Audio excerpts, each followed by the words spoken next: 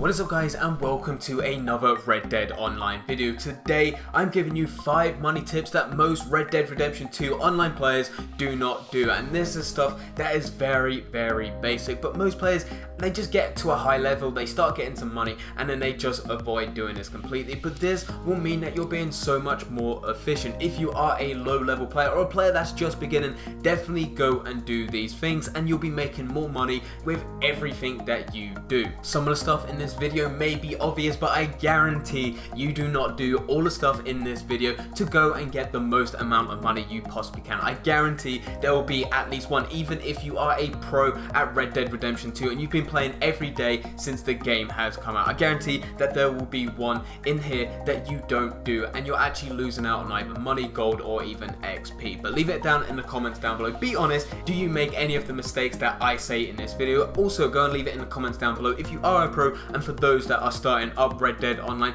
leave some tips for them, be helpful, show them the ways for Red Dead Online. But getting into it, tip number 1 is to avoid griefers, and the best way to do this, there is actually a couple ways now. Back in the day there never used to be anything except one method, but now we have a couple different ways. The first way is that you can go into your defensive options, your playstyle options, and go and change it from offensive to defensive. And what happens is whenever you go into a lobby, it will always be on offensive.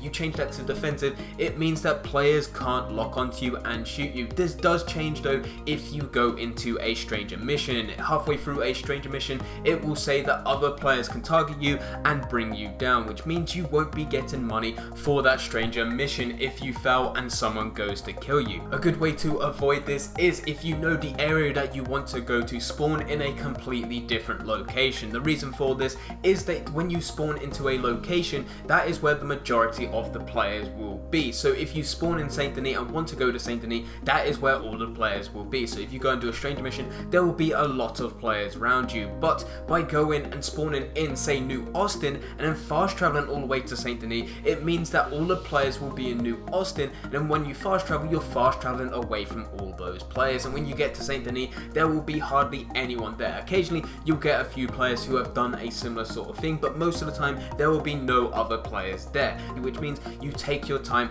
doing what you need to go and do. This brings me to tip number 2, and that is take your time when doing dynamic events and stranger missions. Now, by doing the first tip, it means that you can take your time. There is no other players around you. Now what you want to do is take your time in dynamic events and stranger missions, even when it alerts other players to go and attack you, because you'll be getting more money, more XP, and also more gold for doing a longer stranger mission. It's weird like that. You would have thought that the quicker you did a stranger mission, the more money you get. That is not the case. The longer it takes, the more money you get. So if it is a 20-minute mission, what you're looking at getting is about 40 gold nuggets. You'll probably get round about $30, and you'll also get round about 600 to 700 XP. And all this can be done is by taking your time whilst doing a stranger mission. That's the exact same with dynamic events. Wait until the last 30, maybe 10 seconds, and then go and complete the mission. What I normally do is I go into these stranger missions and I will then just go off hunting. Even though the timer's going down, I will be hunting, going for different animals, storing the hides on the back of my horse, and then once it gets to the last couple of minutes, that is when I go and see the task that I have to do. Most of the time it's go and get a wagon. Sometimes you have to go and hold up a stagecoach to go and kill someone so you can get money, or you have to go and kidnap someone. Sometimes it is delivering stuff to other places. So what I do is go off hunting, and in the last couple of minutes, that is when I go and complete the task. I then go and wait for the last 10, maybe 30 seconds, and that is when I go and complete the mission itself. The longer the mission, the higher the rewards will be. You can still get 10-minute, 15-minute, and also 20-minute missions, and if it's a 10-minute mission, you're probably looking at round about 20 gold nuggets, probably round about $10, and probably round about 100, 200, maybe 300 XP. 15-minute mission will be a bit more. You're looking at round about 30 gold nuggets. You're looking at round about $20, and you're also looking at 4, maybe 500 XP. And then finally, like I said already, a 20-minute mission, which is actually Bonnie McFarlane. She has a 20-minute mission. She gives out round about 44 gold nuggets. There is also $33 I get from her, and it's round about 600-700 XP. Tip number 3, if you complete an award, immediately reset it. There are some awards that you cannot be reset, but there is also a lot of them that can be reset, and the ones that can be reset are the ones that are fairly easy to complete. There are some that you will not come across naturally and you have to actually go out your way to go and complete, but they are very easy. For example, if you haven't done this already, I highly recommend going to do it. You can go and get an award which is go and kill 2 or more animals with a single stick of dynamite, which is very easy to go and do. If you do this 20 times, that is it. That is that award complete. You then reset it, you go back for it again. Another one that is pretty easy is to go and collect herbs and then go and sell them to the doctors. You do that 100 times, you get to go and reset and then go and do it again. And the other one that I have come across recently, and it is a fairly new thing, it came with the last update, is that you can go up to a train, ride with your horse beside a train, jump from your horse to the train, and then jump from the train back. And if you did that 100 times, you will be awarded some gold. And if you keep on doing this, you can then go and reset it and keep on getting gold. The max is 10 times you can reset it. There is also some awards that you come across naturally, for example killing birds, as well as collecting animal parts and selling them to the butchers. Those ones are very easy to get, and if you are doing a lot of hunting, they do come naturally, and it is in some cases very easy to go and miss it, as there is quite a few things popping up on the left hand side of your screen as notifications, and it is very easy to go and miss that and mistake it for something else. So always go and check your rewards, always go and reset them. What I do, as soon as it pops up on the side of my screen, I go and hold the start button, and then I just go and reset it and then back out and carry on playing. It takes about 5 seconds to do, but it's very efficient and very rewarding. Tip number 4 is don't waste your money. Now think about what you want and also think about what you need. Most cases,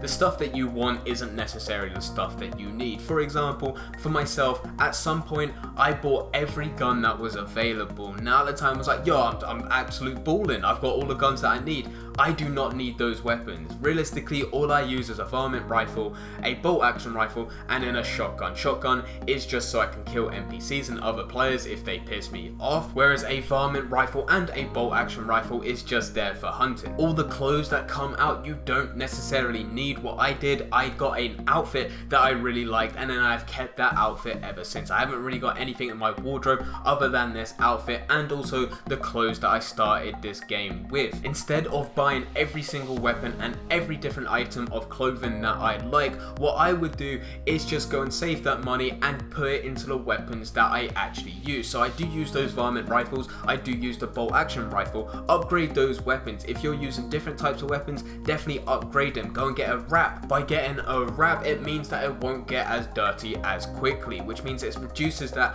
quite a bit, which means you don't have to spend that much money on getting gun oil to go and clean your weapon. On top of that, I will also go and get a new barrel, a new sighting, a new scope, stuff like that, because I will actually use this weapon. I do not waste money or gold on anything cosmetic to do with changing a metal or changing a wood if there is wood on that weapon, because it doesn't actually make that weapon any better. The 5th and final tip for this video is that make sure you are using the right ability cards, depending on whether you're doing hunting or if you are doing PvP. Most likely, if you are looking for money tips, you are doing hunting, so make sure that you are using the correct ability cards for that. If you are doing PvP, each PvP mode will probably have a different ability card loadout, and you're probably going to have to look into that. Myself, I'm not too good with PvP, don't really spend that much time in it, so therefore I'm not going to give my opinion on what you should use for each game mode, because most likely I'm wrong. But for hunting, what I normally have is this loadout, and that is a painted back ability card,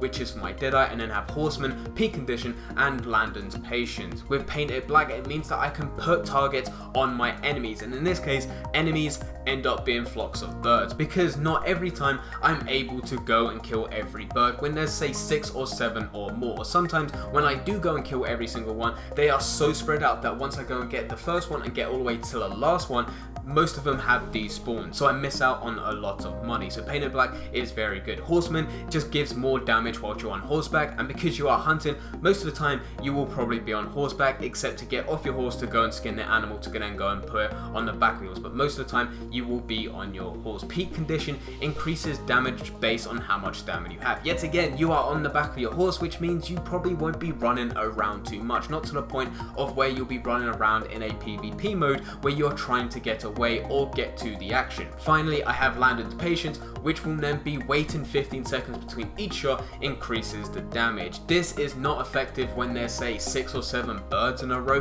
because that is quick fire as quickly as I can. Likewise, it will be the same game if there was a couple Prohorn bucks or deers in a row. Bison is another one, but for something like alligators where they do not run away too quickly, I can actually take my time, shoot it in the head, 15 seconds, wait, go and shoot it again, and it's just something a bit extra. Sometimes with all of this stuff, increasing my damage with Landon's patience, with being on horse, then also having peak condition, and most of the time my stamina is full, it means that I don't even have to worry about headshots. It means that quite a few times I can just do body shots and then that will bring the animal down in still perfect condition. Anyway guys, that is 5 money tips that most Red Dead Redemption 2 online players don't do. By doing these tips, you'll just be that little bit more efficient of getting money in Red Dead Redemption, and in the long run you'll be making a lot more money. Leave it in the comments down below if you have any more tips. If you guys enjoy this type of video, I'll definitely do another one or a part 2 of this in the future, because there are a lot of things that you can do in Red Dead Online to make yourself even more money. Sometimes it's about being efficient, sometimes it's about doing the right method. But anyway guys, I hope you guys did enjoy. If you did enjoy, don't forget to leave a like and subscribe. But for now, I'm going, so see ya.